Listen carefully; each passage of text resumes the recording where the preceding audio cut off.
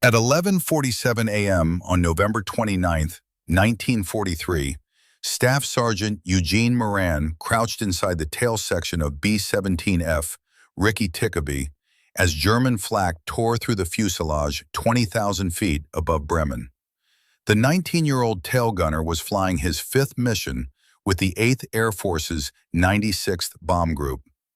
8 of his 9 crewmates were already dead. The mission had started 4 hours earlier at RAF Snetterton Heath in England. 346 B-7 Flying Fortresses lifted off that morning, bound for Bremen's industrial targets. Bremen's anti-aircraft batteries had destroyed 64 bombers in the previous month. Moran's squadron had lost 11 tail gunners since September. The formation crossed the German coast at 23,000 feet. Moran scanned the sky through his twin 50-caliber Browning machine guns. The tail position offered the widest view, but also meant being alone. No one could reach him through the narrow crawl space. If something went wrong, he would face it alone. German fighters hit the formation first. Messerschmitt Bf-109s attacked from above, firing 20mm cannons. Moran tracked the fighter closing from 6 o'clock and squeezed his triggers. The guns hammered. Spent brass casings clattered around his boots. The Messerschmitt rolled away, trailing smoke. Then the flak started. Black bursts exploded across the formation. Each burst sent shrapnel fragments traveling at 3,000 feet per second. Moran felt the impacts shake the aircraft. The intercom went dead. Through his window, Moran watched Rikki Tikki Tavi slide backward from the formation. German fighters swarmed. More cannon rounds hammered the fuselage. Moran returned fire, but the fighters came from every angle. A massive explosion shook the aircraft. The nose section disappeared in flames. The bombardier, navigator, pilot, co-pilot, and flight engineer were gone. 3 more crewmen in the waist section died when another shell tore through the radio compartment. Only Moran and the navigator remained alive. The navigator bailed out. Moran was alone. He grabbed his parachute. It was shredded. Bullet holes riddled the silk canopy. The harness straps were torn. It would not open. He had no way out. Then came the hit that changed everything. A direct flak strike severed the tail section.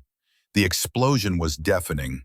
The entire tail assembly broke free from the fuselage. Moran felt the sudden lurch as gravity took over. He was falling, still inside the tail section, 20,000 feet above Germany, with no parachute. The tail did not drop straight down. The vertical and horizontal stabilizers acted as airfoils. The section began to glide, spinning slowly. Moran gripped his gun handles. No manual covered what to do when your aircraft breaks in half. Through his window, he saw German fighters circling. They assumed everyone was dead, but Moran was alive and his gun still worked. He aimed at a measurement that swooped past. He fired. Tracers arced across the sky.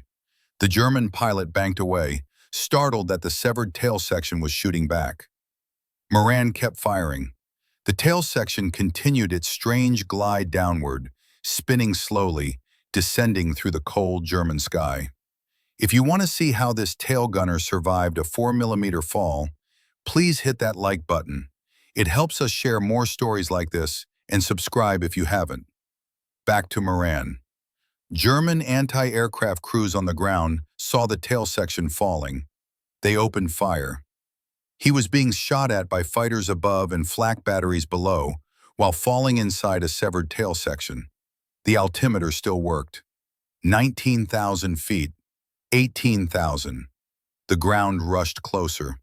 Moran's head slammed against his gun sight. Blood ran into his eyes. His ribs cracked against the gun mounts, but he did not let go of the guns. 16,000 feet. 15,000 trees below fields. The town of Syke, 12 miles south of Bremen, 14,000 feet. 13,000. He tried the escape hatch. It would not budge. The frame had warped. He was locked inside a metal coffin falling at over 100 miles per hour. 12,000 feet. 11,000. The spinning pressed him against the bulkhead. Gold fillings in his MERS popped out from the pressure. 10,000 feet, 9,000. The trees were close now. The tail section's glide was flattening slightly. The stabilizers were doing something. 8,000 feet, 7,000. Moran braced himself. No way to steer, no way to slow down, no way out. 6,000 feet, 5,000. The forest below rushed up to meet him. 4,000 feet, 3,000. The tail section plunged toward the forest outside. Psych. Moran could see individual pine trees now. Their branches reached upward like dark fingers. The section was still spinning, still gliding at a steep angle, but gravity was winning. 2,000 feet, 1,000. The impact came without warning. The tail section smashed into the tops of the pine trees. Branches snapped. Wood exploded. The metal framework groaned. The vertical stabilizer caught on a thick trunk, and the entire section pivoted, slowing. More branches broke. The tail cartwheeled through the canopy, shedding pieces of aluminum skin. Then it hit the ground. The impact drove Moran's head into his gun sight. His skull cracked. Blood poured from his scalp. His ribs, already fractured from the spinning descent, broke completely. Both forearms snapped against the gun mounts. The pain was immediate and overwhelming, but he was alive. Moran tried to move. His arms would not respond. Broken. His chest screamed with every breath. Broken ribs. His head throbbed. Crushed skull. Blood filled his eyes. He could not see clearly. He heard voices. German voices. Footers crunching through the forest floor. Someone was coming. Two men appeared through the wreckage. They wore tattered clothing, not Wehrmacht uniforms, not Luftwaffe ground crew. These were prisoners, Serbian prisoners of war, who had been working nearby when they saw the tail section fall. Both men were doctors captured by the Germans years earlier. They had been forced to work in labor camps. When they saw the American tail section crash into the trees, they ran toward it. They expected to find a body. Instead, they found Moran, barely conscious, drowning in his own blood. The Serbian doctors had no equipment, no medicines, no bandages, but they had training. They pulled Moran from the wreckage and laid him on the ground. One doctor held Moran's head still, while the other checked his injuries. Crushed skull, broken forearms, broken ribs, internal bleeding likely. The doctors knew German patrols would arrive soon. They worked quickly. One of them used strips of cloth torn from his own shirt to bind Moran's arms. The other applied pressure to the head wound, trying to stop the bleeding. Within minutes, their mocked soldiers appeared. They surrounded the crash site with rifles raised. When they saw Moran, barely breathing, covered in blood, they lowered their weapons. This man was not a threat. He was barely alive. The German soldiers loaded Moran onto a stretcher. The Serbian doctors insisted on accompanying him. The Germans agreed. They transported Moran to a military hospital in Bremen, the same city he had bombed hours earlier. At the hospital, German doctors examined Moran. They shook their heads. His injuries were catastrophic. The crushed skull alone should have killed him. The broken ribs had punctured his lungs. His forearms were shattered. He had lost massive amounts of blood. By every medical standard, he should have been dead. But the Serbian doctors refused to give up. They stayed with Moran through the night, monitoring his breathing, checking his pulse. German medical staff, despite orders to prioritize their own wounded, provided what supplies they could spare. Moran drifted in and out of consciousness. When he was awake, the pain was unbearable. When he was unconscious, he dreamed of falling. Always falling. The tail section spinning, the ground rushing up, the trees. 3 days passed, then 4. Moran's condition stabilized. The crushed skull began to heal, though the pressure on his brain remained dangerous. His ribs started to mend. His forearms remained useless, but the bones were setting. On the 5th day, German intelligence officers arrived. They wanted information. Bombing targets, formation tactics, radio frequencies. Moran gave them nothing. Rank, name, serial number. That was all. The interrogations continued for 2 weeks. The Germans tried everything. Threats, promises of better treatment, long periods of isolation. Moran said nothing. Finally, they gave up. On December 14, 1943, German guards loaded Moran onto a truck with other prisoners. The truck traveled east through Germany for 3 days. Moran sat in the back with 14 other American prisoners. His arms were still in makeshift splints. His head wound had scabbed over, but infection was setting in. Every bump in the road sent pain through his broken ribs. They arrived at Stalag Luft 3 on December 17th. The camp held 10,000 Allied airmen in wooden barracks surrounded by barbed wire and guard towers. Guards searched each prisoner at the gate. They took Moran's dog tags, his wedding ring, and the few personal items he still had. The barracks were freezing. Each room held 32 men in wooden bunks. A single coal stove provided heat, but coal rations were minimal. 2 blankets per prisoner. Temperatures dropped to 10 degrees below zero that winter. Food arrived twice daily. Morning ration was 1 slice of black bread and O's coffee made from burned barley. Evening ration was thin soup with occasional potato peelings. The Red Cross sent food parcels, but German guards confiscated most of them. Prisoners received 1 parcel per month instead of 1 per week. Moran's arms began to heal incorrectly. Without proper medical setting, the bones fused at wrong angles. He could move his fingers, but his forearms remained twisted. Simple tasks became impossible. Buttoning a shirt, tying boots, holding a spoon. Other prisoners helped him. The camp had a secret radio. Prisoners assembled it from smuggled parts over 18 months. They hid it inside a false wall in Barracks 14. Each night, selected prisoners listened to BBC broadcasts and transcribed the news. The information spread through the camp by morning. In January 1944, the radio reported Allied bombing raids intensifying over Germany. In February, they learned about the bombing of Monte Cassino. In March, news came of increased air attacks on Berlin. Each report meant more American bombers overhead, more crews shot down, more prisoners arriving at Stalag Luft 3. On March 24, 1944, the camp erupted in chaos. 76 prisoners escaped through a tunnel called Harry. They had been digging for over a year, going 30 feet below ground to get under the wire. The tunnel stretched 336 feet from Barracks 104 to the forest beyond the fence. The escape lasted 1 night. German guards discovered the tunnel at dawn. They mobilized 70,000 troops, police, and Hitler Youth to search for the escapees. Within 2 weeks, they recaptured 73 prisoners. The Gestapo executed 50 of them. They shot them individually in different locations on Hitler's direct orders. The remaining 23 prisoners returned to Stalag Luft 3. German guards posted their names on the bulletin board. The camp fell silent when prisoners read the list of the dead. Security tightened immediately. Guards increased roll calls from twice daily to 5 times. They banned all prisoner movement after dark. They searched every barracks weekly.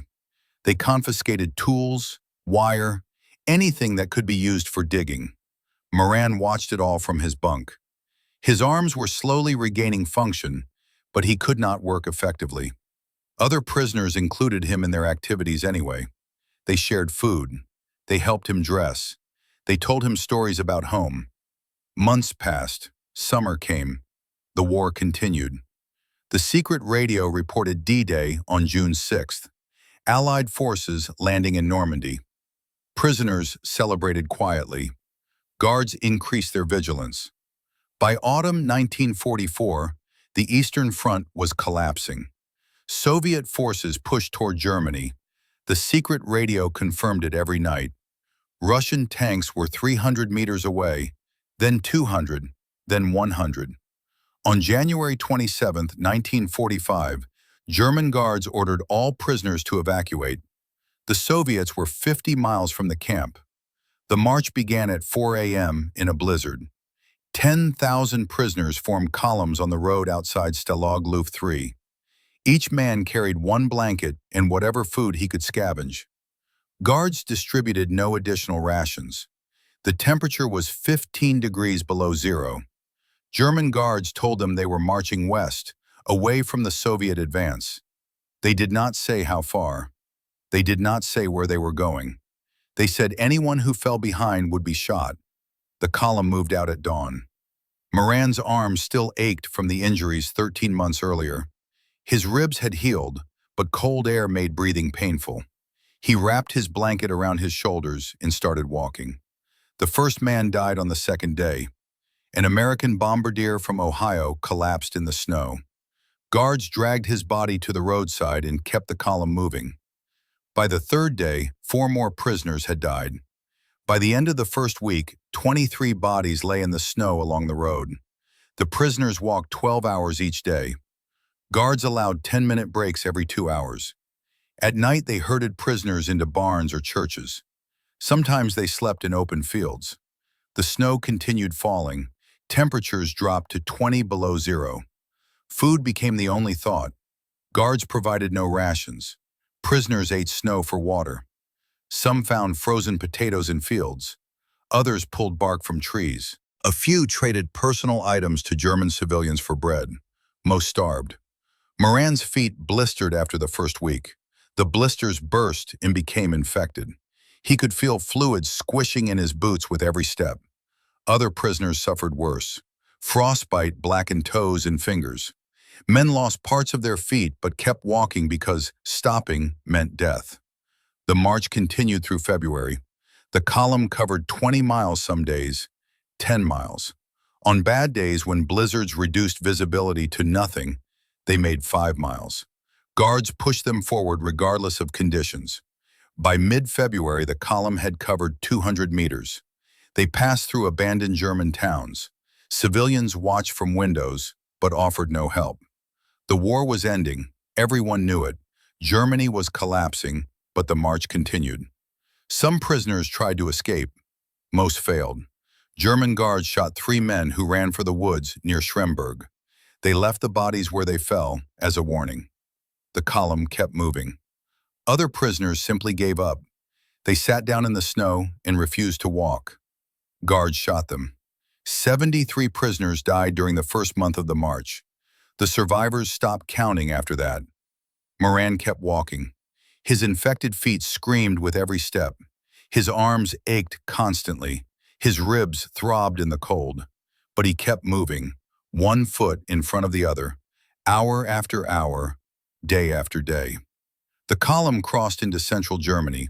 Soviet artillery rumbled in the distance behind them. American bombers flew overhead, heading east.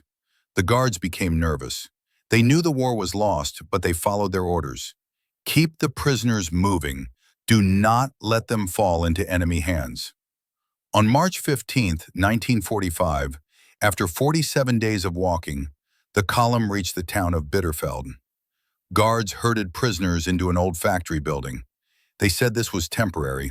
They said transportation would come soon. The prisoners collapsed on the factory floor. Most could not stand.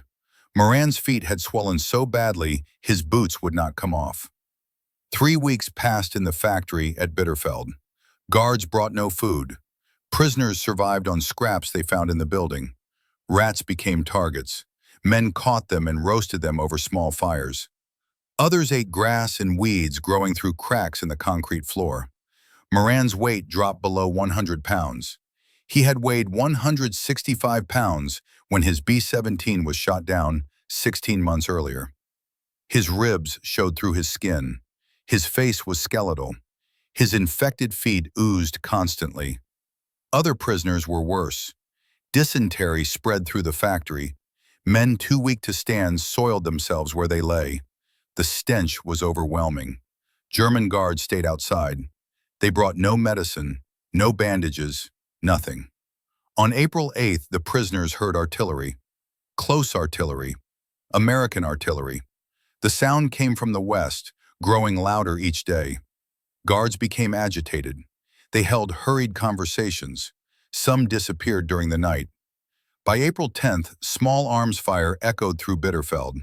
American infantry had entered the town. German guards abandoned the factory. They left the doors unlocked and simply walked away. Prisoners were too weak to celebrate. Most could not stand. They lay on the factory floor listening to the battle outside. Machine gun fire, tank cannons, the distinctive crack of M1 Garand rifles.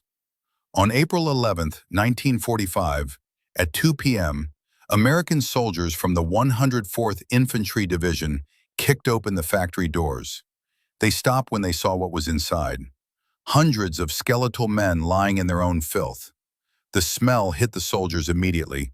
Several backed outside to vomit. A medic entered first. He moved from prisoner to prisoner, checking pulses, assessing conditions. When he reached Moran, he shook his head. The Wisconsin farm boy was still breathing, but barely. His pulse was weak. His feet were gangrenous. His body was shutting down. The medics called for stretchers. They carried prisoners outside to waiting ambulances. Moran drifted in and out of consciousness during the transport. He remembered seeing American flags. He remembered hearing English. He remembered crying. The field hospital was 15 miles west. Army doctors worked through the night treating freed prisoners. They cut away Moran's boots. His feet were black with necrosis. The doctors considered amputation, but decided to try saving them first. They pumped Moran full of sulfa drugs and penicillin. They cleaned his wounds. They gave him plasma. They stabilized his condition.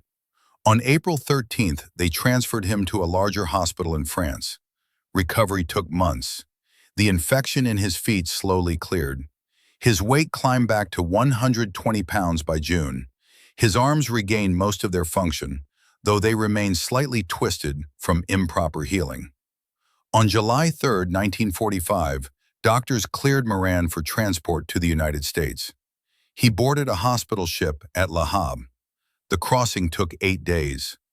On July 11th, the ship docked in New York Harbor. Moran stood on deck as the Statue of Liberty came into view.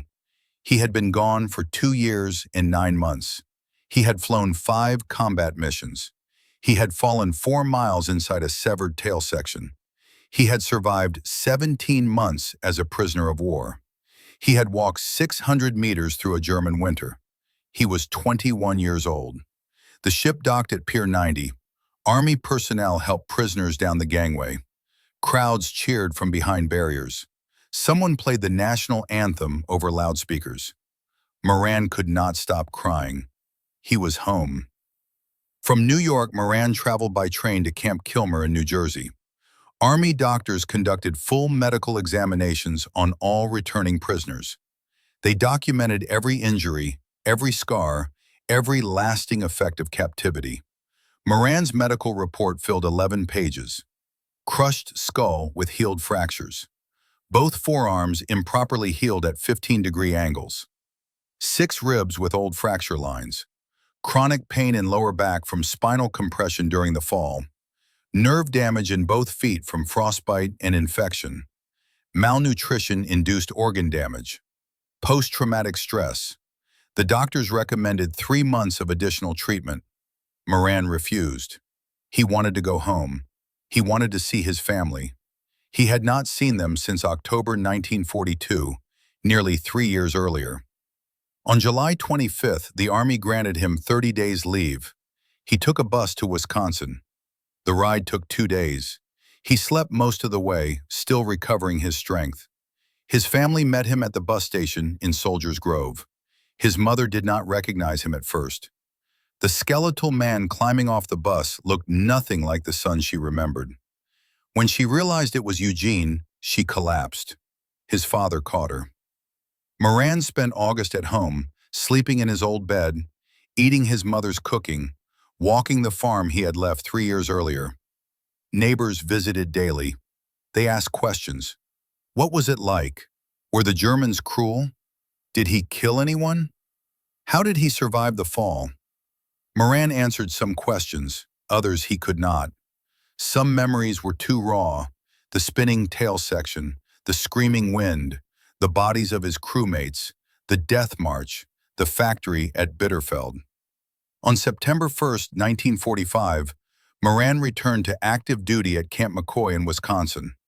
The war with Japan had ended 2 weeks earlier. The Army was demobilizing rapidly. Millions of soldiers were being discharged. Moran's discharge papers arrived on December 1st.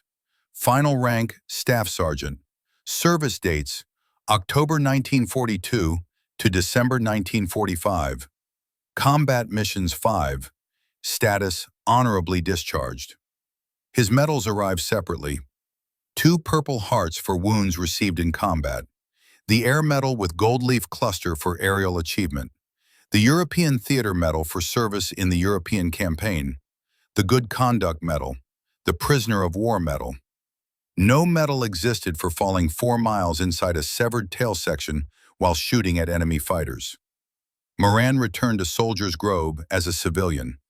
He was 22 years old with no college education and no job prospects. The farm needed help, so he worked there planting, harvesting, tending livestock. The same work he had done before the war. But everything felt different. The weight of tools in his twisted arms, the pain in his feet after long days standing, the nightmares that woke him every night, the sound of aircraft engines that made him freeze. In 1947, he met a woman named Helen at a church social. They married 6 months later. Over the next decade, they had 9 children. Moran worked construction jobs to support his family. He never complained about his injuries. He never talked about the war unless directly asked. For decades, his story remained largely unknown. His crewmates were dead. The navigator who bailed out had moved to California and lost contact. The Serbian doctors who saved him had disappeared into post-war chaos. German records of the incident were scattered or destroyed. In 2007, a local newspaper in Wisconsin ran a short article about Moran. The headline read, "Local Veterans Survived Impossible Fall." The article caught the attention of John Armbruster, a military historian from Iowa. Armbruster had been researching ETH Air Force bomber losses over Germany. When he read about Moran's survival, he drove to Wisconsin to interview him. Moran was 83 years old. He still lived in Soldiers Grove. His wife Helen had died 3 years earlier. His 9 children visited regularly. His hands still bore the crooked angles from his broken forearms 64 years earlier. Armbruster spent 3 days interviewing Moran. He recorded everything. The mission briefing on November 29th, the fighter attacks, the flak, the moment the tail section separated, the fall, the Serbian doctors, Stalag Luft 3, the death march, all of it. Moran spoke slowly, carefully, remembering details he had not discussed in decades. He showed Armbruster his discharge papers, his medals, photographs from the war, a letter from the navigator who had bailed out sent in 1946 and never answered. Armbruster began researching the incident. He contacted the American Air Museum in Britain. They had records of Rikki Tikki Tavi, serial number 4230359, assigned to the 339th Bomb Squadron, missing and in action November 29, 1943. Crew 10, killed in action 8, prisoners of war. 2. He found the missing air crew report number 1392. It listed the crew names, the mission details, the location where the bomber was last seen near Bremen. Cause, enemy aircraft. Armbruster traveled to Germany. He located the town of Syke, 12 miles south of Bremen. He interviewed elderly Germans who remembered November 1943. Several recalled seeing a tail section falling from the sky. One man, then 6 years old, had watched from a bomb shelter as it crashed into the forest. German researcher Ulf Koch had independently documented the crash. He had found the impact site in the woods. Pieces of aluminum skin still lay buried in the ground 70 years later. He had interviewed witnesses. He had mapped the debris field. Armbruster and Koch combined their research. In 2018, they organized a commemoration in Syke. They invited Moran's family. 6 of his 9 children made the trip to Germany. The town of Syke erected a memorial plaque at the crash site. It listed the names of all 10 crew members. The dedication ceremony took place on November 29, 2018, exactly 75 years after the crash. Moran's children stood in the forest where their father had landed. They saw the trees, the clearing, the spot where the tail section had finally stopped. German citizens who had witnessed the crash stood beside them. They shared their memories. They expressed gratitude that Moran had survived. The children met German researchers who had preserved the story. They met the grandson of one of the Serbian doctors who had saved Moran's life. They visited the hospital in Bremen where German doctors had treated him. They stood on the road where the death march had passed. Moran was not there. He had died 4 years earlier on March 23, 2014. He was 90 years old. He had lived 69 years after falling 4 miles inside a severed B-17 tail section. But his story survived. In 2022, John Armbruster published his book about Moran. He titled it Tailspin. The book documented everything: the mission, the fall, the survival, the captivity, the death march, the long life that followed. The book included photographs Armbruster had collected. Moran as a young airman in 1943, the crew of Rikki Tikki Tavi standing beside their bomber, the impact site in the German forest, the memorial plaque in Psych. Moran in his 80s sitting in his Wisconsin home, holding his Purple Hearts. Armbruster interviewed aviation experts to understand how Moran survived. Aeronautical engineers analyzed the tail section structure. The vertical stabilizer measured 13 feet tall. The horizontal stabilizers spanned 43 feet. Together they created enough surface area to generate lift. The tail's weight distribution was critical. The guns, ammunition, and Moran himself were positioned at the forward end. This created a natural balance point. The stabilizers acted as wings. The section did not drop straight down. It glided, spinning slowly, descending at roughly 70 miles per hour instead of terminal velocity. The trees provided the final element. The pine forest outside Psych had trees over 80 feet tall. The tail section hit branches at the top of the canopy. Each broken branch absorbed energy. The vertical stabilizer caught on a thick trunk. The impact slowed the descent from 70 miles per hour to perhaps 30. Still enough to kill most people, but the combination of factors gave Moran a chance. Only 2 other documented cases exist of airmen surviving similar falls. British tail gunner Nicholas Alcomade fell 18,000 feet without a parachute in March 1944 and survived.